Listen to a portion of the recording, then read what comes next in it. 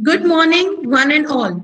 I, Dr. Shahista Inamdar, Assistant Professor, Navjivan Law College, and coordinator of this virtual lecture series, welcome you all for Phase 4. Subject Intellectual Property Rights Law. આજે આપણી સમક્ષ doctor નમ્રતા લોહાર છે. તેઓ વડોદરાની મહારાજા સયાજીરાવ યુનિવર્સિટીમાં assistant professor છે. હું તેમનું સ્વાગત કરું છું ma'am. Now, hope so you are happy to hear Gujarati words. Yes, definitely. And a cultural welcome from our side. Now, I request Principal Dr. Kundendu Kumar Dev sir for his welcome address. Thank you, Sajista. Myself, Dr. Kundendu Kumar Dev, Principal Navajivan Law. On the occasion of the lecturer series, welcome the participants who have taken very interesting in this. And I came to know that two groups have been formed for this. So I am very happy that more than 200 participants are there in this virtual class. So it gives me great pleasure that for the purpose which we have started this virtual class, there is a good response from all the students, the participants, and it gives me immense, delightful pleasure that your cooperation has made a very successful one. So today we are entering with the fourth phase of the virtual class. So on this occasion, I once again welcome each and every person, and I welcome the resource persons who have accepted our invitation to be the part in the fourth phase. Today we are in the fourth phase, and the topic is intellectual property rights. Today's speaker or the resource person is Dr. Namrata Lohar, Assistant Professor, Maharaja Suryaji Rao University of Baroda. She has accepted our invitation and will deliver her delightful subject to each and every student. For that, I welcome her. I also welcome the personalities who have taken interest to be a part of this curriculum. I welcome my faculty members, two coordinators, who has taken a lot of effort to be this a great success one. Last not the least, my dear beloved students, welcome to this virtual series 4. Thank you very much. Thank you, sir. Navjivan Law College virtual lecture series has entered into phase 4. And as sir has mentioned that in WhatsApp group, first group of 257 members have been full.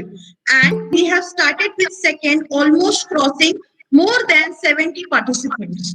And many of them are joining through YouTube because of their busiest schedule. So we have chosen intellectual property rights. I request Kiran Kshatriya sir to explain the theme of the subject. Kiran Kshatriya sir, over to you.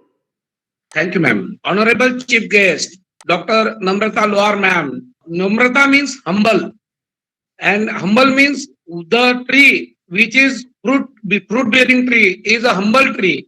And just like a fruit-bearing knowledge tree, she is giving the knowledge fruit to us today, to the large number of fruits of knowledge to us. Our Navjan founder, Honorable Bade sir, our principal Dev sir, Dr. Pandey sir, Dr. Shaista Inamdar ma'am, Professor Samir Chavan sir, Professor Savarkar ma'am, other visiting members and non-visiting staff also. Now, Navjivan. Navjivan means new life, new vision, new Jivan, and which is created by our Honorable Bade sir and Bade ma'am and other trustees. Our principal sir is Dr. Dev. Dev means God. Other professionals are also team God. Hence, we all are the team, part of the team God. Intellectual property, it is a very evergreening subject and very useful to it today, because day-to-day changes of our life we are feeling. Just like the latest is Corona, that is Corona vaccination. Vaccine is also a part of intellectual property law. Intellectual property law is a very wide and useful and throughout evergreening subjects. It constitutes patents, copyrights, trademark, geographical indications, plant varieties, semiconductor and designing, biological diversity, traditional knowledge, and trade secrets. Hence, the patent contains novelty, non-objective obviousness, industrial utility, new process, new products. All industrial invention is a part of patent. The copyrights, there is literary and dramatic works, recording, moral rights, broadcasting rights, recording rights, performing rights, authors' rights. All intellectual properties cover the rights of authors and protection of their rights for new invention, thoughts, and ideas. Trademark is a sign, symbol, tagline, sound, smell, shape, other brand names, goodwill of the business. Design is protected of one who makes the design of any structure of industrial use. Geographical indication, it protects the rights of plant origin products of commercial applications where the such like Hapus amba means Alfonso mango. The plant variety farmers rights of breeders and the developers of new varieties. Semiconductor it is changes. Now mobile revolution is taken place by the semiconductor and IC circuits in technological changes. Biological diversity, species of land origin, the rights of that particular state is covered. Traditional knowledge of we have the traditional knowledge of so many things. Our sages, rishis, maharshis have given a lot of in Ayurveda, but they have not even patented. Hence, all the knowledge is patented against our intellectual property. And now I request to Pandey sir to please introduce today's honorable guest, Dr. Namrata Luhar. Yes, good morning, very good morning to all of you. Principal Dr. Dev sir, coordinator of this virtual lecture series, Dr. Shaista Inamdar ma'am, other faculty members and my dear students.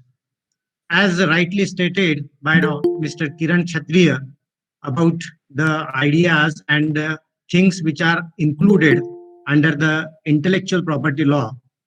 At the one hand, patent system is designed to promote innovation and at the same time, after a mechanism ensuring that the fruits of the innovation are accessible to the society. And in the context of public health, the provisions of strict application of patent laws are somewhat liberalized by WTO members by entering into the TRIPS agreement. But still, the challenge for the policymakers is to find an optimal balance between the rights of patent owner and the need of the good health of the general public at large. So friends, today on this particular topic, we have with us the resource person, Dr. Namrata Luhar ma'am. She is currently working as an assistant professor, Maharaja Sayaji Rao University of Baroda, Vadodara, from 2006. She has done her LLB after doing BCom in 2002 from Maharaja Sayaji Rao University of Baroda. She has completed her LLM in commercial law in 2004. She have awarded 6 gold medals for securing highest marks in LLB and LLM examination in the university. She was awarded PhD from the Maharaja Sayaji Rao University of Baroda on the topic, a study of the laws relating to right to health, a human rights perspective in July 2011. She was adjudged as Best Participant Award of Professor Madhav Memam refresher course organized by National Law School, Bangalore. She was awarded as Intellectual Property Academician of the year 2019 as a recognition of outstanding work done in the field of intellectual property laws. She has published about 26 papers in national and international journals and edited the books also. She has presented about 25 papers at national and international seminars and conferences. So I welcome Dr. Namrata ma'am and request her to enlighten the students on this occasion. Over to you, ma'am. Thank you, sir, for such a kind and humble introduction. I thank Principal Sir, Kiran Sir, Dr. Inamdar, and all the other organizers for giving me this opportunity to speak on a very important topic of patents and public health. I have shared my screen. If Can anyone just confirm whether it is visible? Yes, ma'am, it's visible. Thank you so much. Thank you so much. Yes, so the topic that we are going to talk about today is patent and public health related provisions. And as Sir has already pointed out, the importance of public health related provisions in view of coronavirus pandemic we all are facing and vaccination that is going on. Of course, that topic is very much related to the patent law, because we find that innovations and inventions keep on happening in the society. At the same time, these inventions should be rewarded by the government to the inventors, so that they also get an encouragement on how to proceed ahead with their inventions and their creativity. With this very basic introduction, we find that intellectual property laws have been codified not only in India, but across the world. In fact, we find the major contributor for the development of intellectual property law is the European region, from where most of the intellectual property laws have developed. As rightly pointed out by Krishnan sir in the introduction, that post-TRIPS agreement and the obligations that have come because of World Trade Organization, a lot of changes have taken place in the intellectual property laws of the entire world. And that is the reason we find patent law is one of the area which had gone through tremendous changes. I'm talking about India. A lot of changes had taken place after the TRIPS regime. And I will be talking more about what happened after the TRIPS regime, because we also had to change our patent law in order to meet the requirements of the TRIPS agreement. As I said, that patent law is applicable for inventions. Each of the intellectual property rights have a different kind of an objective. Patent law deals with inventions.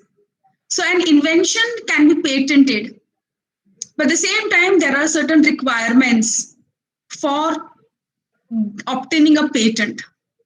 We find day in and day out, as the society is progressing, inventions are also increasing. The manner in which things are moving ahead has also led to changing and widening the scope of inventions. Like, we never thought about artificial intelligence, but now we do talk and debate on that. So inventions also, the inventions of the 19th century were different from that of the 20th century. And the inventions of 20th century are different from that of the 21st century.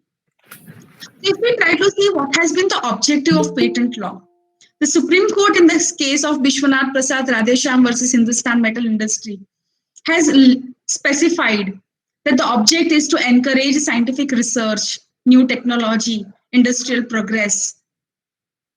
If government will grant a patent, then and then only it will stimulate new inventions. So on one hand, we have a patentee who gets a grant of monopoly, who gets monopoly rights. But on the other hand, we find that what creation he has come out with should be beneficial to the larger public as well. So it is not that if I'm a patentee, I will only be benefiting.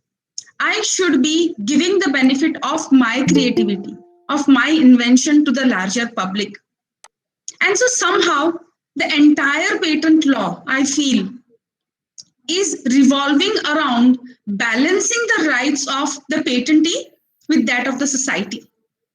Today's topic on patent law and public health related provisions is something which makes us to understand that yes, although the patent law gives exclusive rights, monopolistic rights, but it does try to maintain a balance between the larger interest of the society with that of the person who has come out with his creation. When we talk about the patentability criteria, there are certain criteria for patentability, which we'll be discussing later on as well. But just to let you know that not every kind of invention will be patented. To obtain a patent on any invention, that invention should be new. Now, when I say new, it means it should be new as compared to the existing art. So for example, if it is already existing, either in public domain or in public knowledge or in traditional knowledge, it will not be considered to be new. So novelty has to be examined. Secondly, it should be non-obvious. In the slide, it is written unobvious. It is a picture, but I'll explain you it is non-obviousness. That means it should not be obvious amongst the people who are skilled in that art.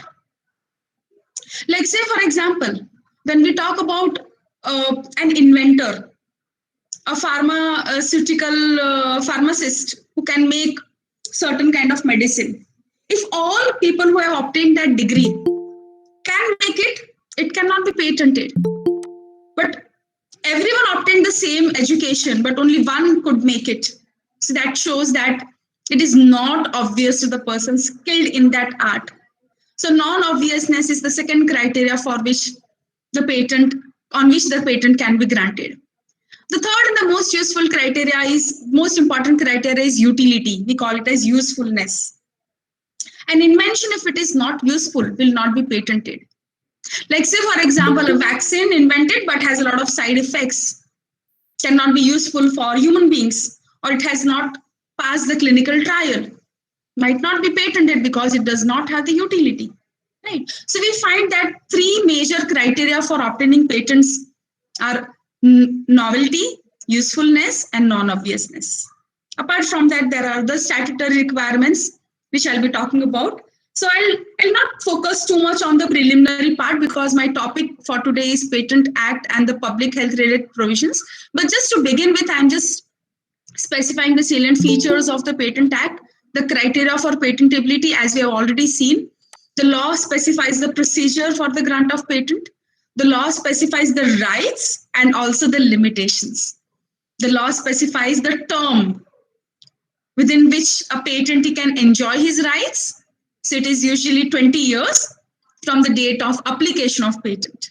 So after that 20 years, the invention will come in the public domain. And then it can be used by anyone. So that monopoly ends at the end of 20 years. But till the 20 years, the patentee is required to renew his patent. He's required to pay the renewal fees. Otherwise, the patent rights gets lapsed. The most important provision, the most important part of the Patent Act, which I feel is the compulsory licensing provisions, the working of patents. If I obtain a patent, I cannot just keep the invention in my cupboard. I cannot just keep the certificate of patent in my photo frame to show it to everyone. But I have to actually work upon that invention.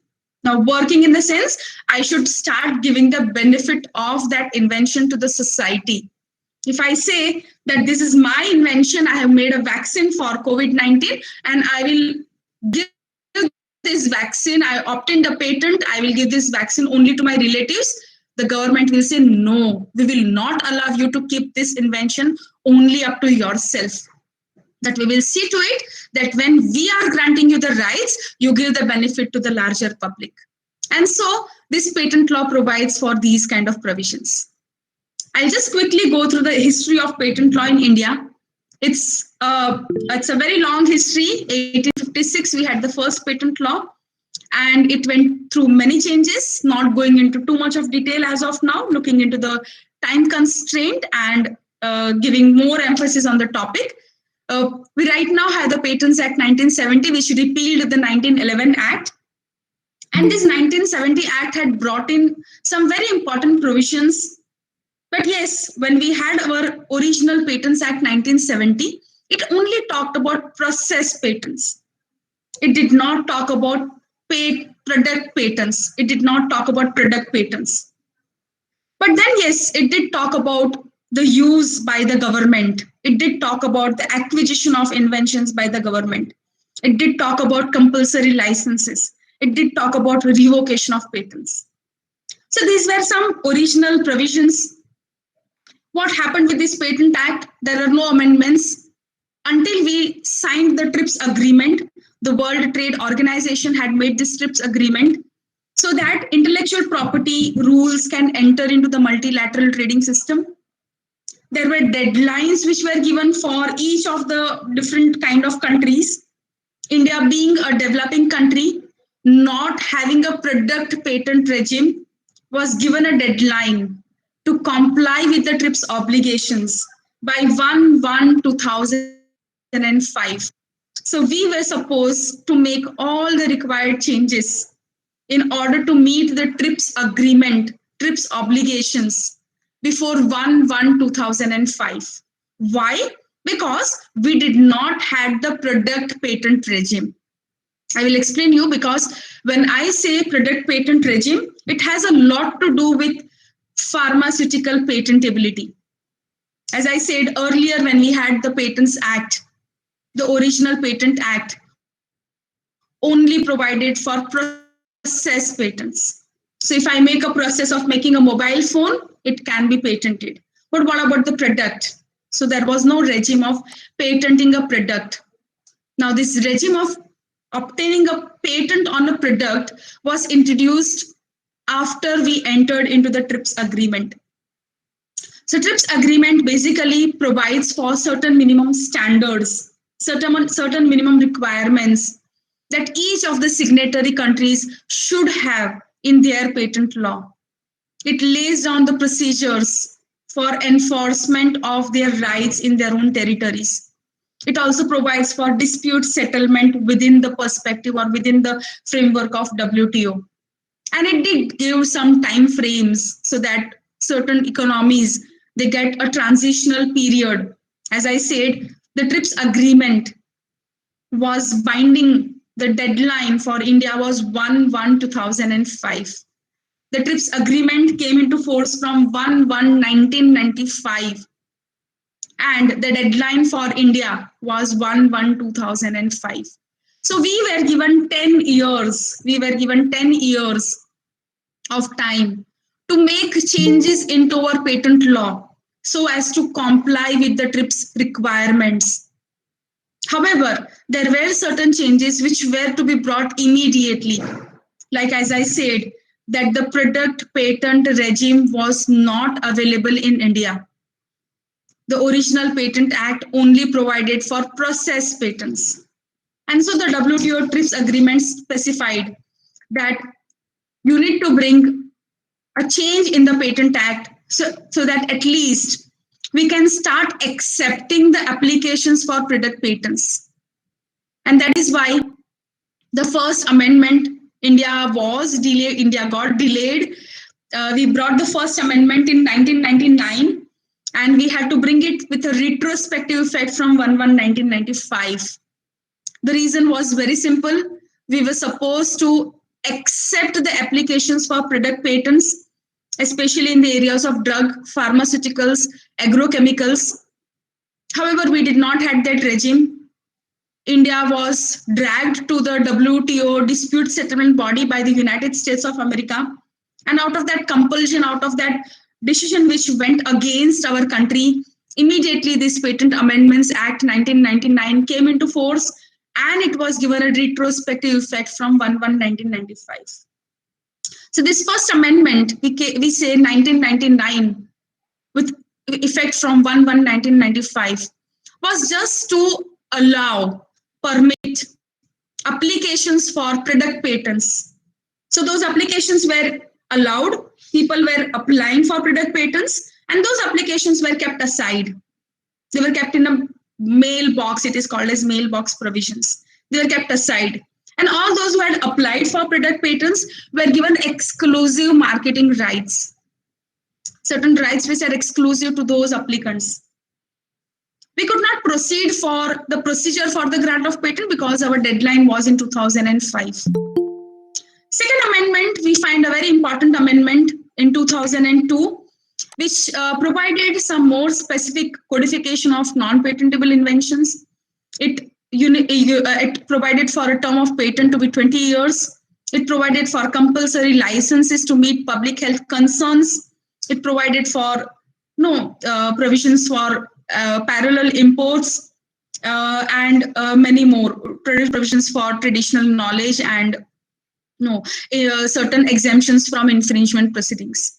Let me just tell you, friends, I have just highlighted relevant changes here in the second amendment. There were many more changes, but which I have not put up right now because they are not within the scope of today's discussion. So the second amendment, I feel, is a very important amendment to the Patents Act. The third amendment we had in 2005, and the notification was given in April 2005, but we gave again a retrospective effect to the third amendment from 1/1/2005. And we extended product patents in all the fields of technology with the 2005 amendments, and which provided for specific compulsory licenses so that the requirements for pharmaceutical products, medicines products can be made available to countries who do not have manufacturing capacity or who have insufficient manufacturing capacity. Like, say, for example, India is known as a hub for pharmaceutical industry. A lot of medicines are exported from India. Even in this coronavirus pandemic, India had taken a lead role, has played a lead role in supplying that malaria wali medicine. I forgot the name, but yes, it did supply that medicine to many of the countries. And I just read in one of the newspapers recently that India's pharmaceutical sector has reached as many as 200 countries of the world. So now we do have that capacity. But say, for example, underdeveloped economies, least developed countries might not be having that manufacturing capacities to meet the public health situations. So for that, a compulsory license can be granted. Now, these major changes were happening, or did happen, because after the TRIPS agreement, everyone was worried because TRIPS permitted product patents. And everyone was like, if you start giving patents to pharmaceutical products, अगर आपने दवाई में patents लेना शुरू कर दिया तो क्या होगा? That medicine will become very expensive. It will go beyond the reach of poor people. It will go beyond the reach of poor countries as well. And so soon after the TRIPS agreement, a lot of discussions and arguments started happening on that product patent regime of TRIPS. And so the ministerial declaration in 2001 specified that TRIPS agreement does not prevent members from taking any measures for protecting public health. So we can say this Doha Declaration 2001 has been specifically focused on how we can protect public health by granting compulsory licenses, by granting licenses to people so that the health related needs can be achieved. And so the reflection of this Doha Declaration has also been there in our Patent Act, as and when we move ahead for the provisions, for the discussion of provisions, you will understand that this Doha Declaration and the resolution that was made by the WTO members, the effect has been in the Patents Act as well. We do have provisions in our Patent Act through which we can export medicines, pharmaceutical products in other countries by way of a compulsory licenses to address the health needs, especially when there is a national emergency, when there is a state of extreme emergency or urgency. So this, we find this Doha Declaration had was given an effect in the third amendment of the Patent Act, and that is how we find the Patent Act stands today with 3 amendments. All these 3 amendments do focus on the product patent regime, And when we say the product patent regime, it has a direct connection with the public health. So I invented a medicine, I obtained a patent, naturally I exercise a monopoly, I exercise exclusive rights, I will keep the price very high. What about health, and what about right to health? So in order to balance the right to health with the exclusive right of the patentees, we have a number of provisions in the Patents Act. We begin with the specific provision on health. Ma'am? Yes, please. Sorry to disturb you, but people are sending messages that they are not able to see the screen. Okay, let me just check. Yeah. And I want to inform all the dear participants, Namrata ma'am is presenting. So you can see two IDs of Namrata ma'am, one by which she is speaking and other is PPT. So you have to pin it. Yes. Yes, Now is it visible here? Yes, you see on this, yes, participants, as what Dr. Shaista Inamdar has said, if you pin my name on the people's list, you will be able to see my PPT. Yes. I suppose the PPT is visible. Yes, ma'am. Yes.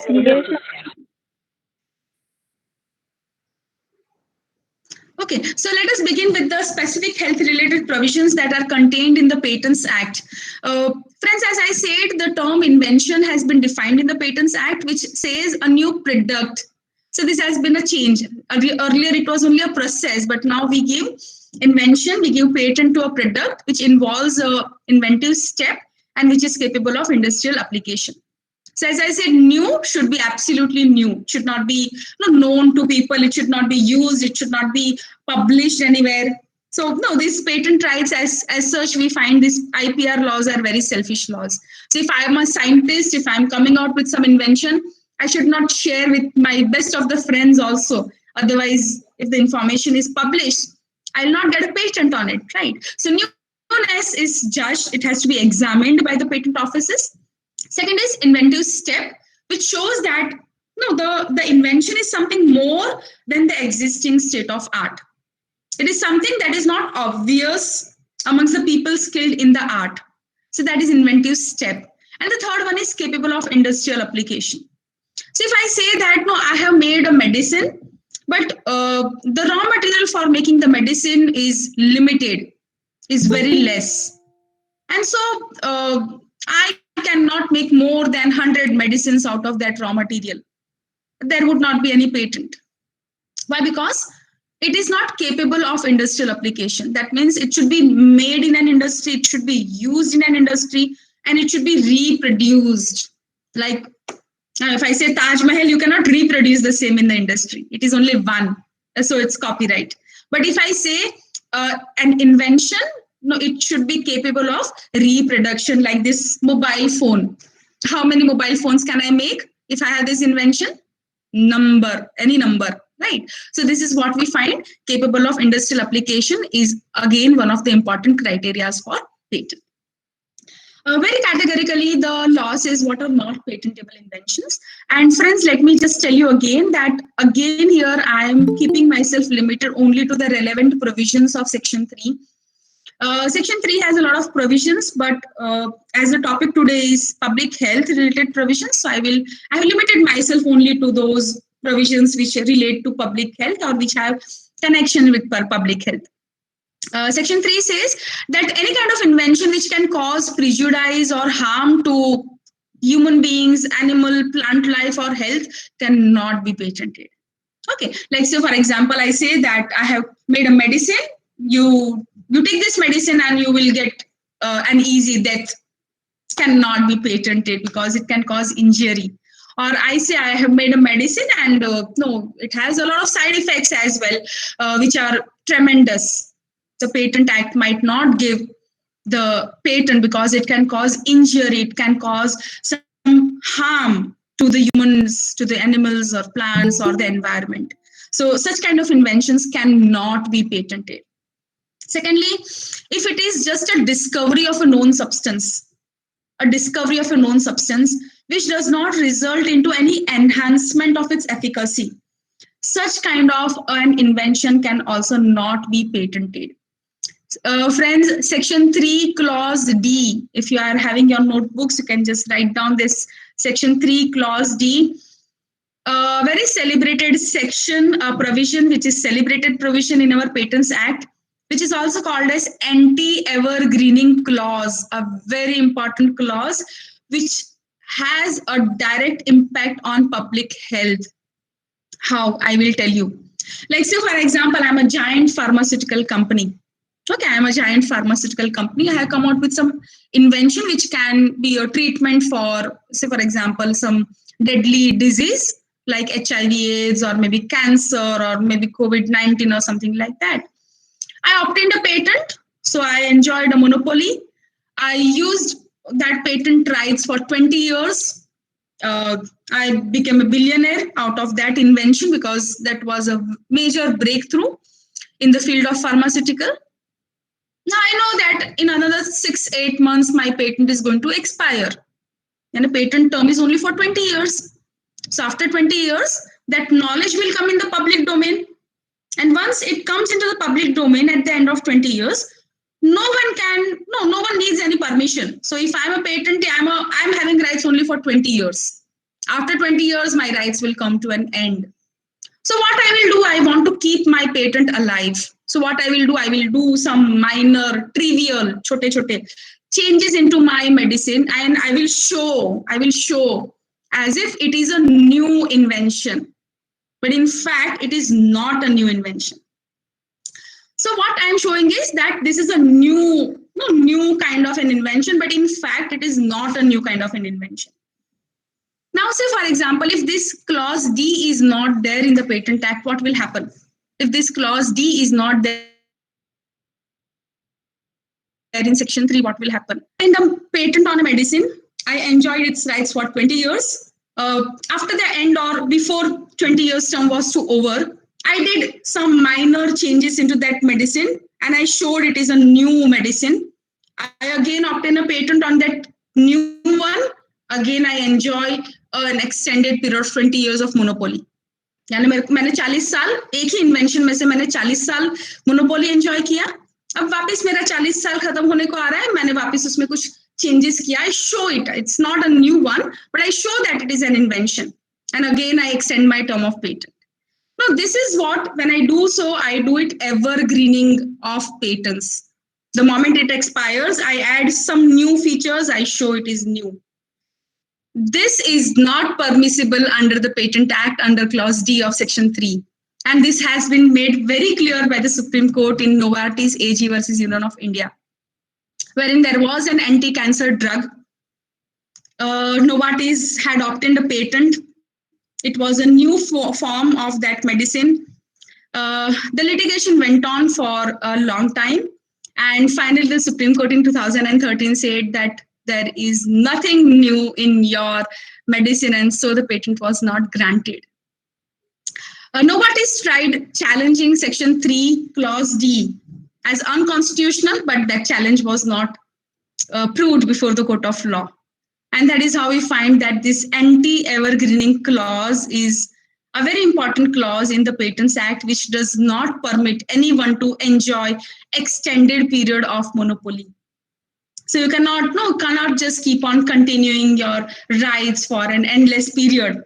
That is not permitted under Section 3, Clause 3, because it says if your substance is same, if it does not result in any enhancement of its efficacy, you cannot obtain a patent on the same. So that is also considered to be a non-patentable invention. Clause E says, this is the next clause, which says that if it is just an admixture, of two properties, it cannot be a patented one. Like I have given a very simple example. Of course, I am not a student of science, but this example I found somewhere. I thought this will help us explain. Like say, for example, paracetamol, we all know that we use it for when we have temperature. And ibuprofen, we use it when we have pain. So if I have temperature with pain, if a pharmaceutical company mixes these two compounds, paracetamol and ibuprofen, and they make a new medicine, and they say that, no, this is our new invention, the Patent Act will not consider it to be an invention because it is just an admixture. It is just an admixture. मैंने इसके दोनों को मिला के दूसरा बनाया है. So it cannot be patented. So mere admixture cannot be patented. Most important, Clause J says any process. See, Clause J does not talk about product. It talks about process. Process of medicinal. Like medicinal is like how to give medicine, how to give an injection, or how to treat a person. So it's not patentable. If it is a surgical method, like you do operation, how to do an operation, how to do a surgery, a process of surgery is not patented. A curative method, something that you can cure, like a method of cleaning your teeth, is not patented. Prophylactic methods, like a method of vaccination, cannot be patented. Diagnostic methods, like a method of diagnosing or identifying the illness, medical illness, is not patented. Therapeutic methods, like a method of treatment or cure of disease, like say for example, a treatment or a method of termination of pregnancy or artificial insemination, or kind of these kind of methods which are therapies, in fact, cannot be patented. So any kind of process, I mean to say any process which is medicinal, surgical, curative, prophylactic, diagnostic, therapeutic, or any kind of process which can do a treatment in human beings or plants so that they can become free of disease, is not considered to be patented under the Indian Patent Act. Of course, there can be other, like cosmetics purposes. Some therapies can be, the cosmetic purposes, like cosmetic surgeries can be patented. Certain instruments which are made because they happen to be products, they can be patented.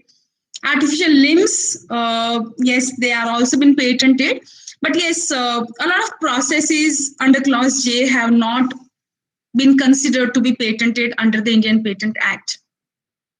The last provision of Section 3, which says if it is a traditional knowledge, it cannot be patented, a very important one, because India is very rich in traditional knowledge. And in every homes, there are always Dadima ka nuskas. So if something happens, we know from the homely remedies only we have the cure, right? Like haldi, since this outbreak of coronavirus, we all have started consuming haldi wala doodh, right? And the Ayush Kwath is again now becoming very famous because it has some properties which can build up our immune system.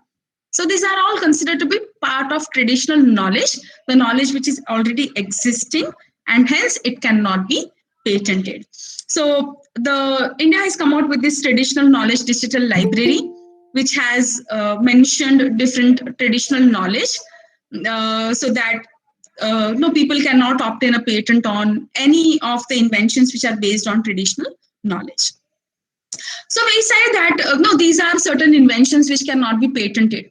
But say, for example, even after these all kind of non-patentability criteria, if I apply for a patent before the patent office, say for example, there's a traditional knowledge, and based upon that traditional knowledge, I apply for a patent. During the process of patent being granted, there are two stages. One is pre-grant opposition. The second one is post-grant opposition. That is before the grant of patent.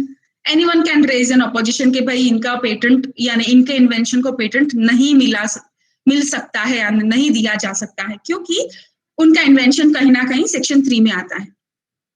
So for example, even if the patent is granted, post-grant opposition can be raised if an incorrect patent or a patent which should not have been granted is granted. Lastly, after the patent is granted, if it is found that it was an invention which was not to be patented because it fell into Section 3, the patent granted can also be revoked, right? So there are lots of checks, further checks, to see to it that an invention should be an invention in the real sense. It should not be something that falls within Section 3. It should not be something that is not an invention as per the Patents Act. And so we want to further provisions which we find are health-related provisions. Once the patent is granted, as I said, rights always come with exceptions. Any right we enjoy, always we have exceptions. And patent rights are no exceptions to it. Whenever a person gets a grant of patent, government can use that patent, government can make that invention, government can, any person can use that patent for experimentation, research purpose, for including imparting instructions to pupils. Say, for example, a medicine which is patented. A teacher can use that medicine and the process and the product to teach her student. There is no infringement of the right of the patentee while these all things are done.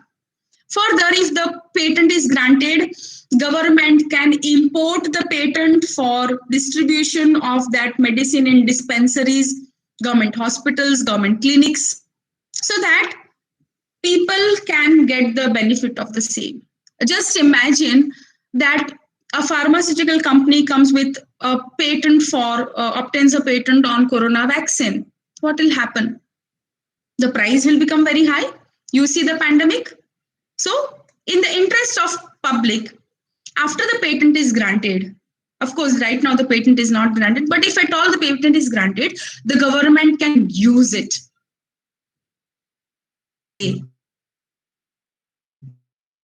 Right. So this is how we find section 47 says that you get a patent, but you have a lot of limitations when you get a patent. If it is a patent on a medicine or a be distributed by the government in government hospitals, dispensaries, or other medical institutions which are maintained by the government. So this is one set of limitations that we find on the rights of patentee who comes with some medicine or maybe some kind of a patented invention which can help the public health. Secondly, the most important provisions of the Patent Act which talks about working of patented inventions. जैसे मैंने बोला कि मैंने अगर patent लिया है तो मुझे क्या करना है पेटेंट लेने के बाद. तो पेटेंट लेने के बाद I should actually work upon my invention. I should start giving the benefit of that invention to the society.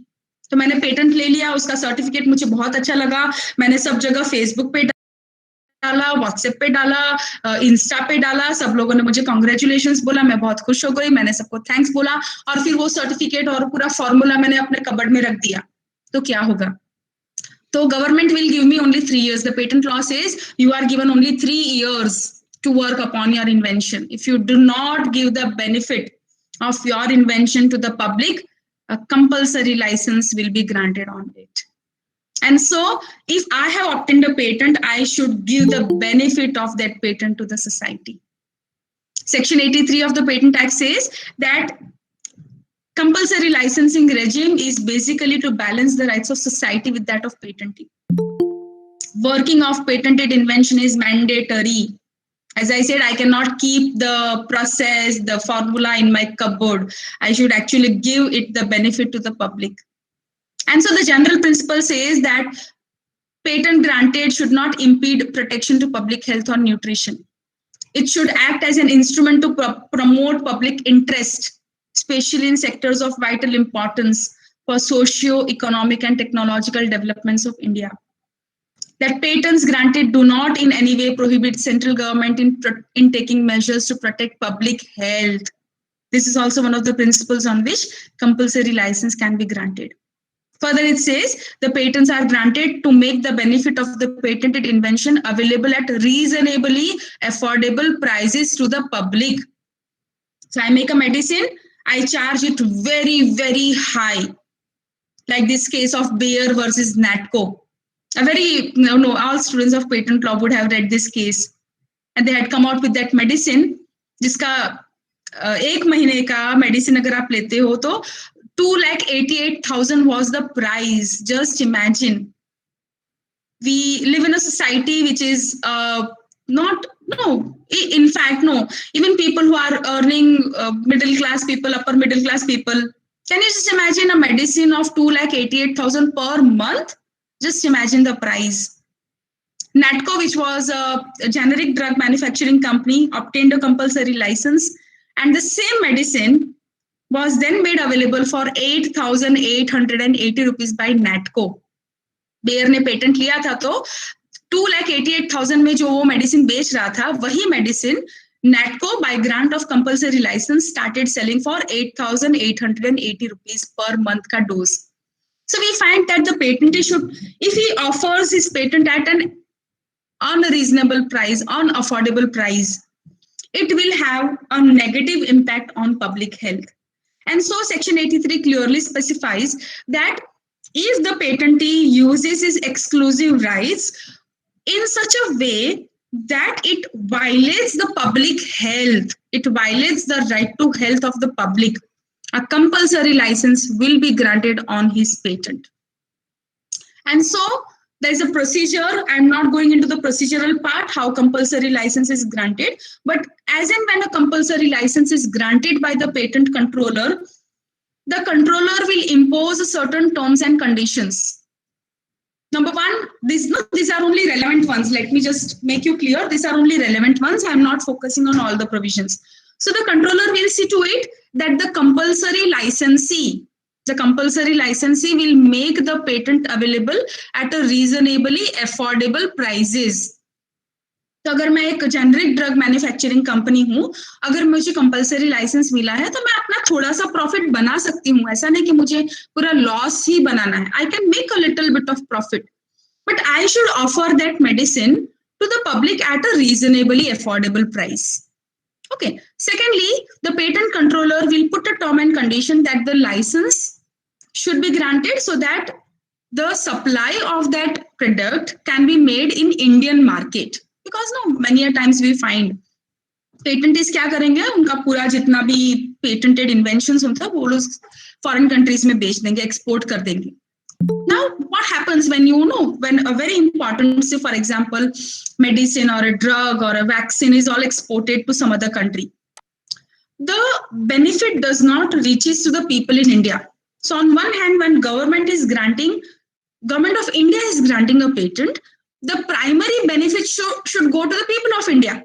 But I am a patentee, I will export it because मुझे वहाँ profit ज़्यादा मिल रहा है. So in that case also, compulsory license can be granted so that the adequate supply can be made in the Indian market for the Indian public. So this is how these are only 2 terms and conditions which I have mentioned. There are many others. People interested in reading further can go to section 90 of the Patents Act.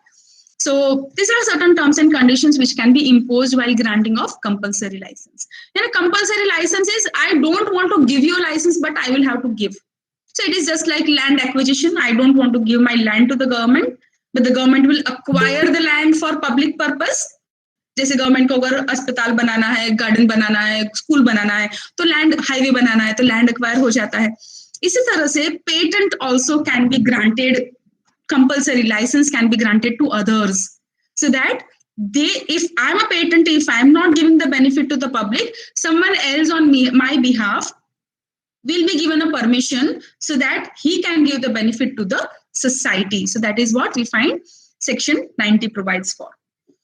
Section 92 is a very important provision we find, especially in view of epidemics and pandemics, which provides for a special provision for compulsory license on notification by central government.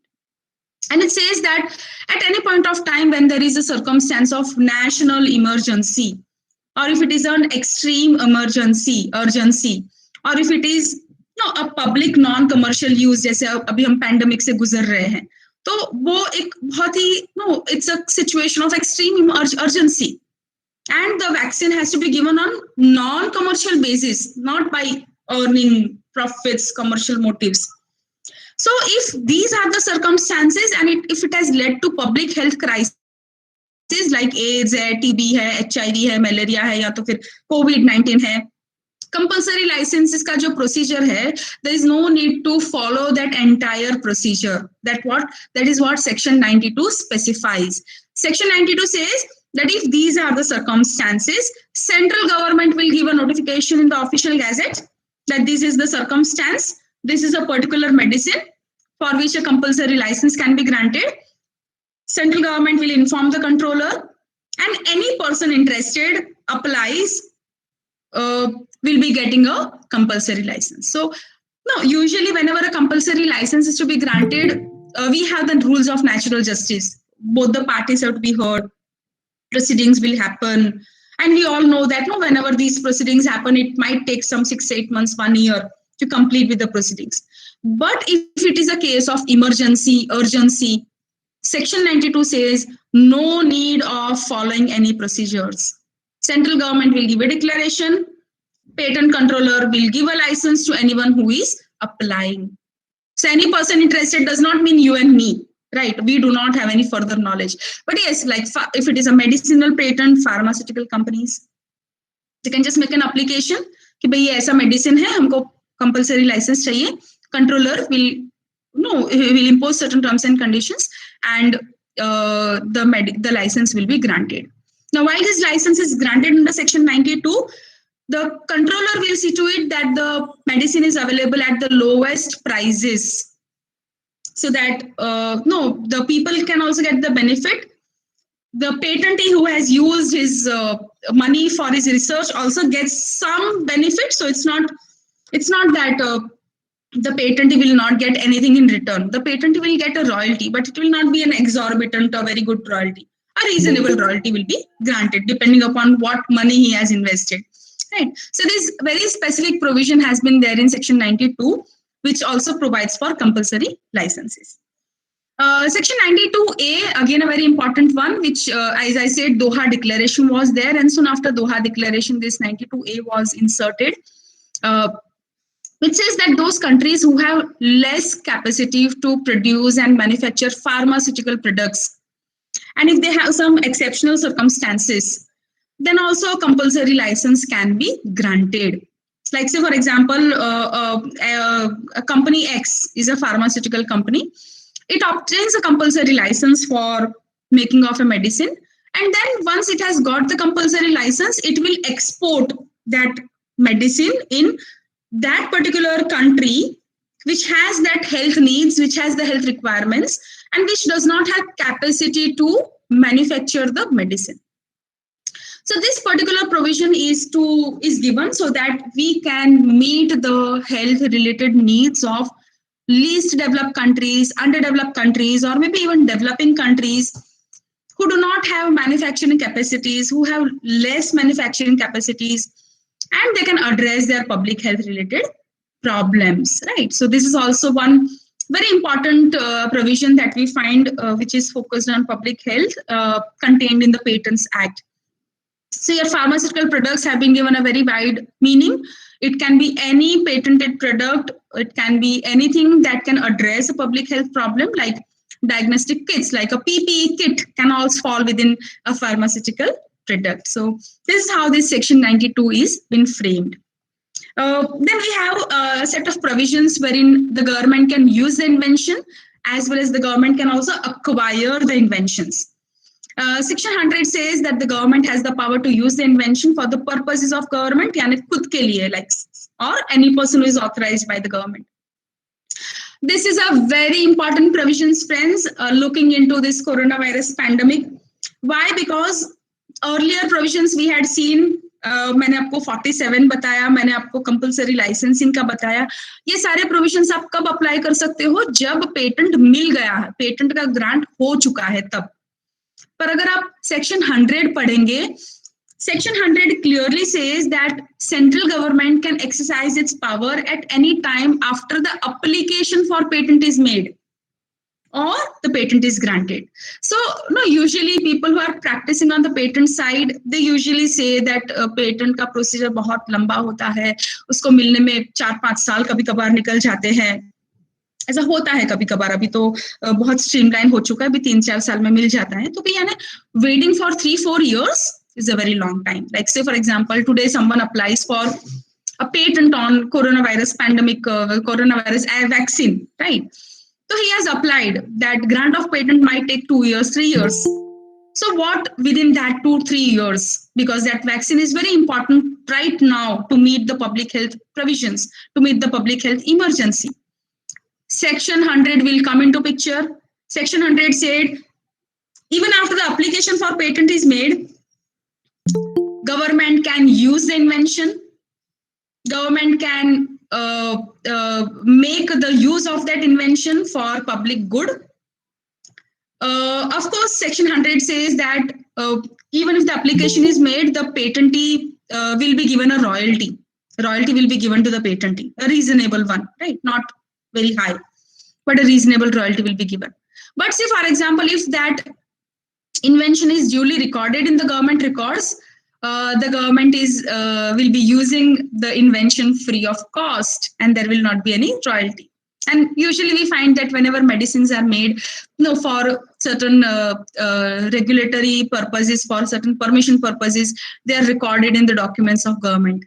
And so we find that if it is a medicine, government can use that medicine, patentee will not get anything in return. And that is the power of the government under section 100, that at any time after the application for patent is made, government can use the invention. So this is again a very good provision from the public health perspective. 102 again provides for acquisition. जैसे मैंने आपको बताया land acquire होता है, वैसे patent भी acquire हो सकता है. So 102 provides for acquisition of patents and inventions by the central government, and the procedure also is given here in this section 102. Public purpose has to be there. At any point of time, government wants to acquire the invention. Just a notification in the official gazette is required, and upon the notification, the rights will be acquired by the government. Royalty will be paid by the government. If at all royalty is agreed between the parties, well and good. If not, then High Court can determine the royalty. So, Section 100 provides for use. Section 102 provides for acquisition of inventions. Beautiful sections. When we see these all sections in view of pandemic situation, we understand that yes, our Patent Act does provide for a lot of provisions for public health purposes. Next, we find section 107A clause A, which provides for bowler exemptions. This is a very interesting one. Informally they are called as bowler exemptions because this entire jurisprudence of this particular section, it began from the case called as Roche Products versus Bowler Pharmaceuticals, wherein this Bowler was a generic drug manufacturing company, and it started using the patented medicine of Roche Products, and it used it for obtaining necessary approvals. Necessary approvals in the sense, we also have the Drugs and the Cosmetics Act 1940. So if I have invented a medicine, if I am making a medicine as a pharmaceutical company, I have to first of all get the approval from the Drug Control Authority. Then only I can manufacture the products. So this Bowler, which was a generic drug manufacturing company, wanted to do some research experiments so that it can obtain necessary approvals from the government. The lower court had granted the permission to Bowler, but the appellate court denied that no, the patent is pending. The patent is still living. Roche is still the patentee. Until the end of 20 years, you cannot do anything. Now, this was not a good decision, and so the US Congress made a specific law to overturn this particular decision of the US Courts of Appeal in Federal Circuits, which is informally it is called as Hatch-Waxman Act. And it said that it permitted experimentation of patented product for generic manufacturing after the term expires. So we find that 20 years is the period. So what do we find? That after the end of 20 years, जैसे मान लो कि अगर आज 20 years का term खत्म हो रहा है, किसी मेडिसिन है जिसका पेटेंट है और आज उसका टर्म खत्म हो रहा है, तो क्या करेंगे मेरे competitors? All my competitors know that no, this medicine which I have obtained a patent is a very lucrative medicine. So my competitors will keep an eye over it कि भाई कब इनका टर्म खत्म होता है, and the next day we will also start giving that medicine to the public so that we can also earn profits. So say for example, today the term has got over. Tomorrow those companies will do experiment, research, they will apply to the drug authorities, they will get the approval. यानी ये सारा पूरा process में मान लो अगर 2 साल निकल जाता है, तो मैं पेटेंटेड, मैंने 20 साल तो मैंने मोनोपोली एंजॉय किया और मुझे एडिशनल 1-2 साल मिल जाता है. क्यों? क्योंकि मेरे जो कॉम्पिटिटर्स हैं उनको अगर वही मेडिसिन बनानी है तो उनको अप्रूवल्स वगैरह लेना पड़ेगा, और ये अप्रूवल्स तुरंत आज डाला कल तो नहीं मिल जाएगा. उनको कुछ रिसर्च का डेटा जनरेट करना पड़ेगा, उनको एक्सपेरिमेंटेशन करना पड़ेगा, फिर वो रिसर्च का डेटा वो लोग गवर्नमेंट को सप्लाई करेंगे और then they will get the approvals. So in this entire process, if it takes even 1 year, I as a patentee will get that extended monopoly for 1 year. यानी मुझे पता है कि अगर आज मेरा टर्म खत्म हो रहा है तो 1 साल तक तो मार्केट में कोई भी नहीं आएगा क्योंकि अप्रूवल ही नहीं मिलेगा, तो ये गलत हो जाएगा. इसके लिए that is the reason we have section 107A, which says even before the expiry of the term of patent, even before the expiry of term of patent, my competitors can use, make, construct, sell, and import a patented invention for reasonably relating to the development and submission of information which is required under any law for the time being in force. Like say for example, we have the Drugs and Cosmetics Act.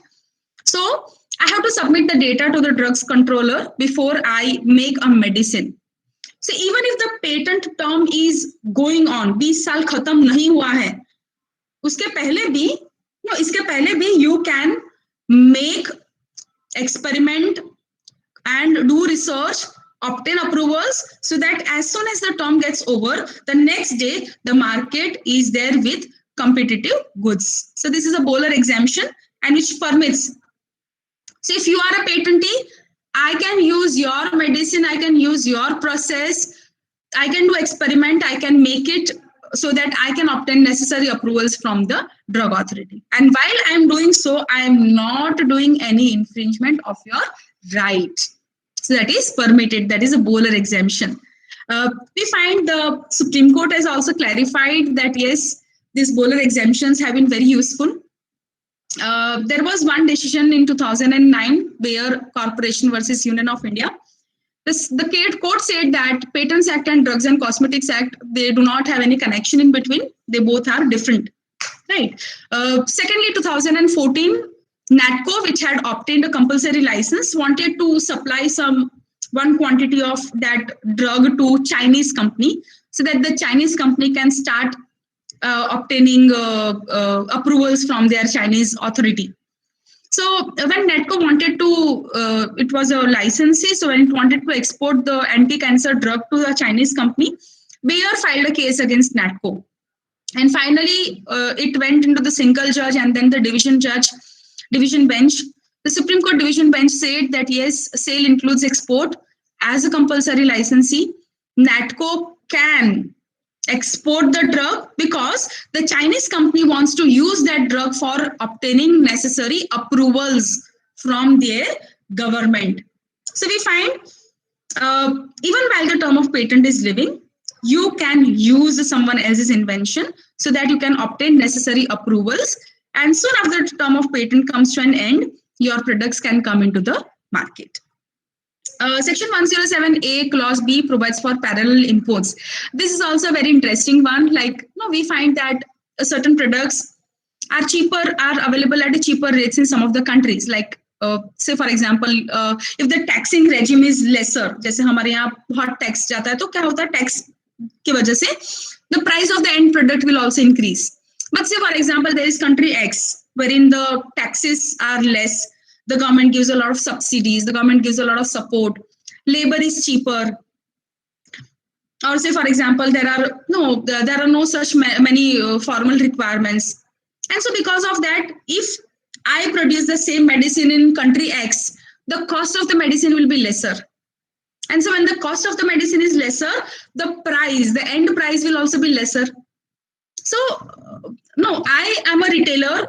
Instead of I buying the medicine from India, wherein the taxes are high, the labor is high, the other formalities are very high. So it might happen that a particular medicine which is available for 100 rupees in India, if I import from Bangladesh, I might get it for 70 rupees. So as a retailer, what I'm getting a big profit regime. At the same time, I can offer that medicine at competitive prices to the public. So parallel imports are permitted because India follows international exhaustion. It is one of the principles of patent law. So it says that once I sell my right, once I transfer my rights to you, my rights come to an end. तो मैंने आपको ये mobile बेचा, तो ये mobile के आप owner बन गए, तो अभी ये मोबाइल का आप क्या करोगे? तो आप कुछ भी करोगे, है ना? तो अगर मान लो आपको लगा कि ये मोबाइल का मैं सिम निकाल के उसको कबोर्ड में डाल देता हूँ, can I have any right on it? The answer is no. Why? Because when I sold my product to you, all my rights over that product has come to an end. The same principle is applied for patent also. As a patentee, when I sell my patent rights to you, my rights over that particular patent comes to an end. Not only in India, but in the entire world, right? And so that is called as international exhaustion. Exhaustion means खत्म हो गया. आपके rights, आपने जब पहली बार कुछ बेचा तो आपके पूरे राइट्स खत्म हो गए. उसको डॉक्ट्रिन ऑफ फर्स्ट सेल भी बोलते हैं. डॉक्ट्रिन ऑफ फर्स्ट सेल यानी आप पहली बार आपने बेचा तो आपके राइट्स खत्म. So I sold it to you, you sold it to someone who is in Bangladesh, and I I'm a retailer. No, sorry, someone else is a retailer. He feels that if I buy the products from Bangladesh, I will be able to make more profits. At the same time, I will be able to make that patented drug available at a cheaper prices. So he will do so. And that is permissible because Patent Act also permits parallel imports. It permits that, yes, you can, if you buy a product from someone who is duly authorized under the law to produce and sell the product, it shall not be considered to be infringement of patent rights. And so this also makes us to understand that this parallel imports ensures that there are cheaper availability of patented drugs. Right, it also ensures that the medicines are available at a cheaper prices. So we find that the TRIPS agreement has also not addressed this issue of exhaustion. Article 6 says that this agreement does not address the issue of exhaustion. So every country can determine whether they want to follow international exhaustion or national exhaustion or regional exhaustion. That is their own. We can say freedom. Like India is using international exhaustion. Right? So this is how we find TRIPS also permits parallel imports and international exhaustion.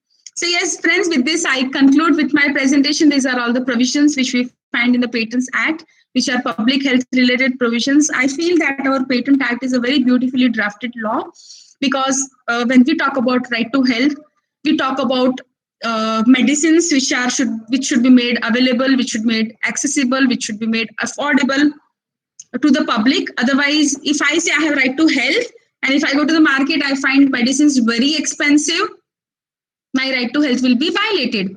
And so we find that when this coronavirus pandemic had come, there was no need for India to make any changes into the Patent Act, whereas there were a number of countries who had to make special provisions, who had to make changes into the Patent Act so that they can meet the public health requirements. Like I put up in the slide, Canada, Chile, Germany, and Israel. These were 4 countries who made special provisions so that public health related crises can be addressed.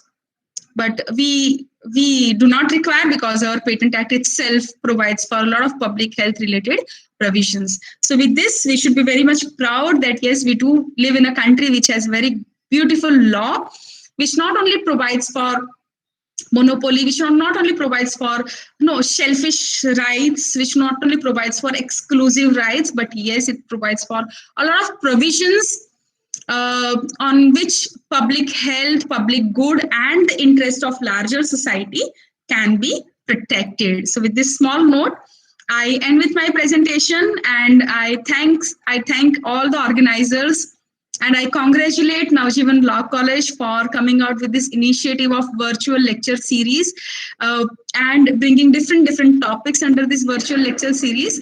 And my congratulations to all the organizers, Principal Sir, and all the conveners and the coordinators of the program for having given this opportunity to me to stand up before you and share my ideas on how patent.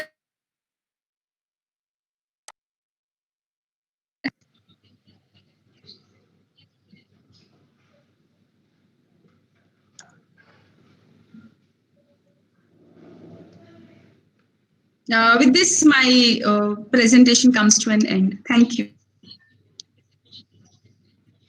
Thank you, ma'am. It was a really enlightening lecture today. Now, share screen. Yes. And the floor is open for question answer session. The podcast. And he has posed 2 questions. First is regarding patented product rate, and secondly he is speaking about that कि अगर patent लेने के लिए कोई document send किए हैं, so that if he has filed for patent application and during that process if somebody steals whatever the thing is, then what is the protection towards him? This is something that is very important for all the inventors, that they should keep the secrecy of their inventions. See, as I said, that these rights are very selfish rights. Why? Because number one, if you disclose your invention to others and if that person publishes, the knowledge will come in the public domain. And if it comes in the public domain, Patent Act does not permit the grant of such patent because it has come in public domain. Like a very enthusiastic researcher came out with a new medicine and he disclosed everything in a publication. जैसे वो seminar में गया या तो फिर मान लो वो अगर कोई पब्लिकेशन करता है, आर्टिकल पब्लिश कर देता है, उसका सीक्रेसी चला गया. पर आप जो बात कर रहे हो कि अगर किसी ने चुरा लिया है, देखो अगर आपने चुरा लिया है तो as a researcher, as an inventor, you will always have certain proof in your laboratory, in your computers, in your systems, when you can show that you were the real inventor.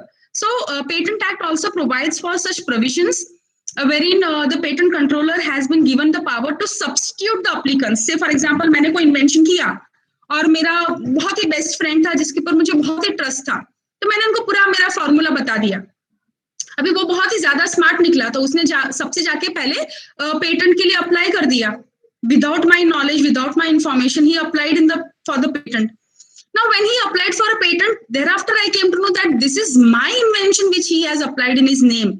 I can make an application to the patent controller and the patent controller has the power to substitute the applicant. So, उनके जगह पे मेरा नाम आ जाए. ऐसे provisions भी Patent Act में है. Of course, after following the natural procedure, the entire process, like principles of natural justice and those all things we have. So these kind of provisions are there to ensure that the real inventor is being rewarded with the patent. I have answered my question. Okay. Any other questions? Yes, ma'am. Any other questions from the audience?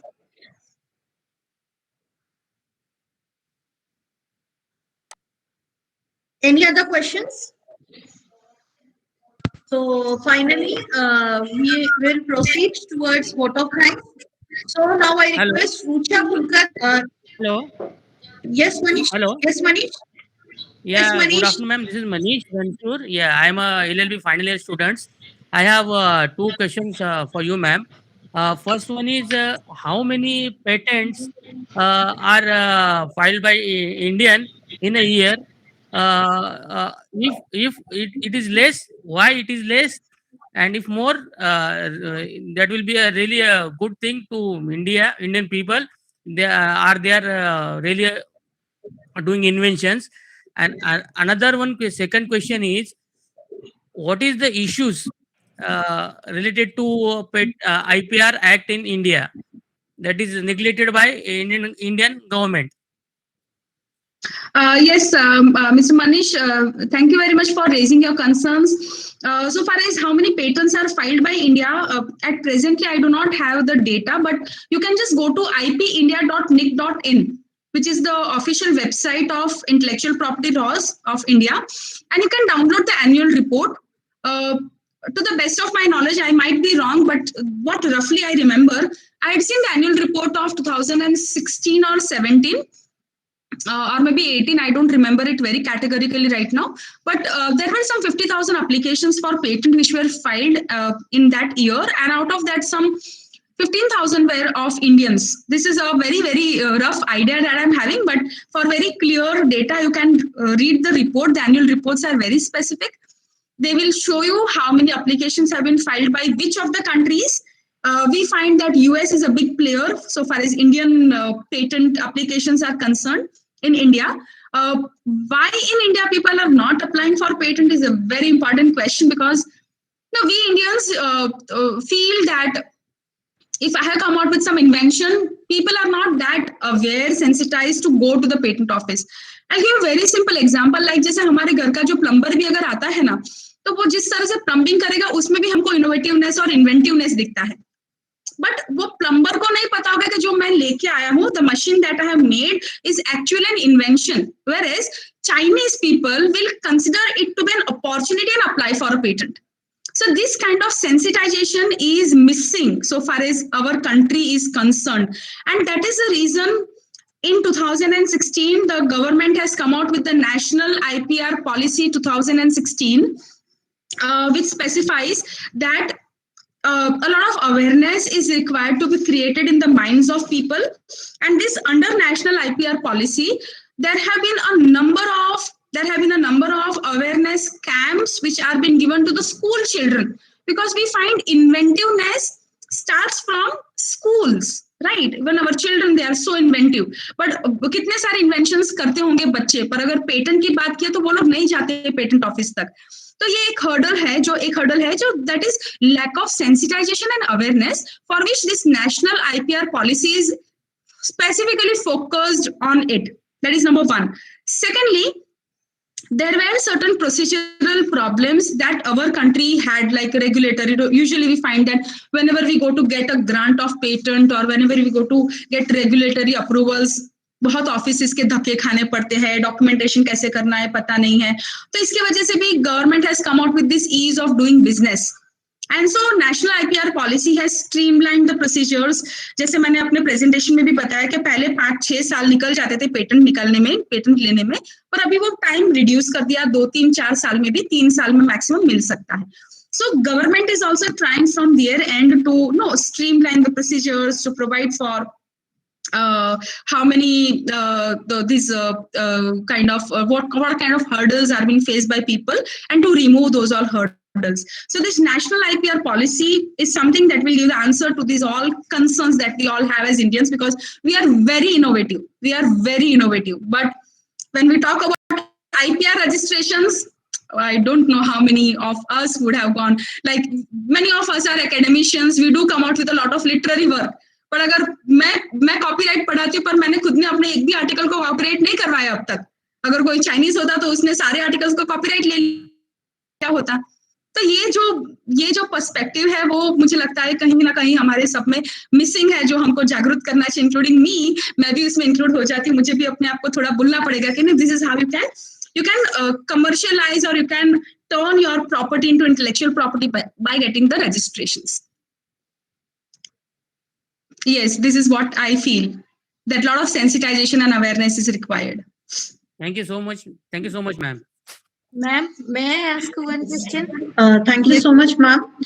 Hope so, Manish. And your answers, Manish, your answers. Yes, Aruna. Ma'am, Be Yes, quick, ma'am. Aruna. You are muted. yes, ma'am. Ma'am, may I ask a question? Yes, please. I Yes, said please. yes. Ma'am Yeah. बात तो ऐसे होती है कि जो patent के बारे में मुझे ज्यादा तो पता नहीं है, लेकिन मैंने ऐसा सुना है कि हमारे जो खाने की चीजें होती है, जो हमारे यहाँ भी उगती है, हम उसको सालों से यूज कर रहे हैं, उसका पेटेंट कोई और देश ले जा रहा है मैम, जो उनके परमिशन के बगैर हम यूज भी नहीं कर सकते.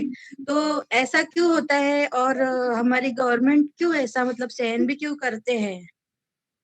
देखिए, ये इसका आंसर भी बहुत ही सिंपल है. जैसे हम हल्दी, टर्मरिक, जैसे हम बोलते हैं टर्मरिक है, नीम है, इसके यूजेस तो हम घर में रोज करते हैं. यानी हमारा तो इंडियन फूड भी ऐसा डिजाइन किया है कि पूरा आयुर्वेदिक प्रॉपर्टीज, हम धनिया पाउडर डालते हैं, हम जीरा पाउडर डालते हैं, हम हल्दी डालते हैं, है ना. तो उसके पीछे भी पूरा एक साइंस है कि ये these all properties, these all components has a lot of health related benefits.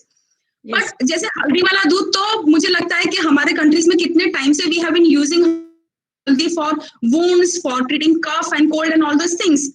There was one such company in USA who had obtained a patent on turmeric, and then it came to the notice of Indian government as well as the institutions in India that you cannot obtain a patent on haldi.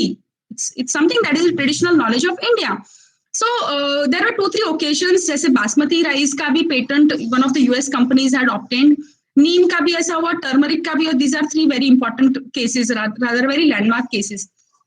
तो बाद में जब उनका patent मिल गया, उसके बाद हमारे जो CSIR करके जो इंस्टीट्यूशन है, साइंटिफिक रिसर्च के इंस्टीट्यूशन, उन्होंने जाके सुप्रीम कोर्ट ऑफ US में उसका अपोजिशन डाला, और उसके अपोजिशन के बाद वो जो पेटेंट मिले थे वो रिवोक किए गए. तो उसके बाद इंडियन गवर्नमेंट की आंखें खुल गई कि भाई हमारा ट्रेडिशनल नॉलेज है, उसको हमको संभाल के रखना चाहिए, जिसके वजह से हमारे इंडिया में it's a very novel initiative that India has come out with. It is Traditional Knowledge Digital Library. You can just find out tkdl.in in the website. Yes. Right, tkdl.in. And the access of tkdl.in is given to the major patent offices of the world. The data of TKDL is available in as many as 5 to 6 foreign languages. Spanish में है, French में है, German में है. So that now when US patent office is going to give a grant on, say for example, haldi or maybe amla, it has to go through TKDL because it is a published source. And so now it is a published source, it is in the public domain, that particular patent will not be granted. तो जिसको यानी जो हल्दी के case में हुआ, नीम के case में हुआ, बासमती के केस में हुआ, वो सारा हमको रिपीट न करना पड़े, यानी every time we have to file. India has come out with this wonderful initiative of tkdl.in. The only one we find, India is the only country to have make this online digital library of traditional knowledge. So again, I say we should be very proud of the initiatives that our country has been taking in protecting our own intellectual properties. पर ये होता है जैसे कुछ countries करती है, कुछ यानी they show it as a different form and they obtain rights, but no, if you do not see, the rights are there, but if you do not raise your voice, nothing will happen. But I feel that this TKDL is a wonderful initiative of the government of India. Thank you. Yes, ma'am. Thank you, ma'am. I think so. There was a last question mentioned by Prashant Pute. It is relating to some that in China it has found that there are many duplication of products. So, ma'am, what are your views regarding this? In China, if I say there is a culture called as Shenzai culture, which is a copycat culture or the duplicate culture which is going on. And they do come out with a lot of duplicate things. If you see the Custom Act, there is a clear-cut provision that at any point of time you feel that some duplicate products are entering into India, the custom officers have the power to stop and send back the consignment. So what do we find that so far as the laws are there, the laws are very, very stringent. We do have the remedy. But in spite of that, China is indulged into duplication of product is a world-known fact. US has also tried on many occasions, on various occasions, to control this duplicate market of China, but somehow, no, it is still going on, because what China has done is that although their Patent Act does not provide for duplication, but they have some allied laws. There are some allied laws because of which their duplicate market is being promoted. So a number of times a dispute has been raised before the WTO also, and USTR has also made representations at various occasions, but this is a very big issue, I do understand. Let us hope and see that China understands and respects the intellectual properties of others. That is what I can say. Yes. Thank you so much, ma'am. Thank you so much. For Manish, you can check the chat box, whatever the question we have posed. In 2019, application were 19,454 and granted were 3,690. Yes. So now I request Yeah, Rucha ma'am. Kulkarni to propose vote of thanks for this session. Rucha, over to you. Yes, ma'am. Yes. Good afternoon, everyone. I am Rucha Umesh Kulkarni, BA yes. fourth year student of Navajivan Law College, here to present the vote of thanks for today's webinar. I would like to thank our resource person, Dr. Namrata Luhar ma'am, for taking out time from the busy schedule and enlightening us with her knowledge. Today's lecture was full of knowledge and it gave the deep insights into the topic. I am pretty sure that the precious knowledge given by ma'am will definitely help us in our studies and future. Thank you so much, ma'am, for your valuable guidance. I would like to thank our principal, Dr. Dev sir, to our coordinators, Professor Pandey sir, Professor Dr. Shahista Inamdar ma'am, our college staff, who really work hard to make this event successful. Also, thank you all the participants attending this virtual lecture series of Day 8 of Phrase 4. Thank you so much. Hello. Yes, ma'am. Hello. Yes, Tiwari हाँ, sir, we sir, are बोलिए। able to hear you. Yes, sir. नम्रता जी. नमस्ते sir, कैसे हैं? Namaste. Very good morning. Very good morning. Nice to listen you. It was really very great. Though you are addressing students of Navajivan Law College, but I do enjoy the same status as your audience. So thank you so much for a very nice delivery. Well informative. Okay, see you once again. Huh? Okay, bye. Namaskar. Namaskar. I thank everyone for giving me this opportunity, and Thank you. I wish So it was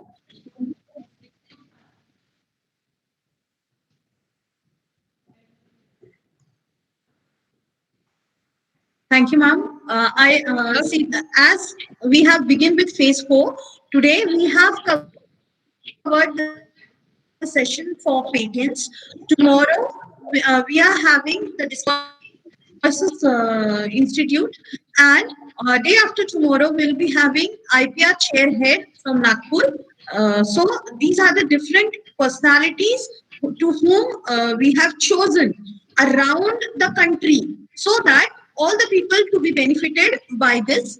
Now I request each participant to on their videos so that we can have a virtual photograph for today's session. And after the virtual photograph, tomorrow be tuned for attending the session for trademarks.